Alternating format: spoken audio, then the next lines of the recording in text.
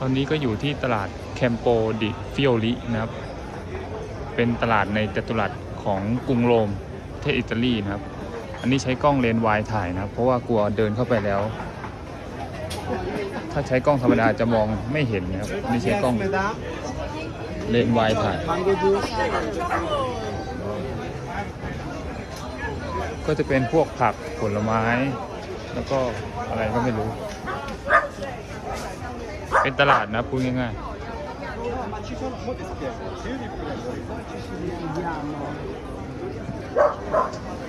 เจอคนขวางทางเสียเวลาจริง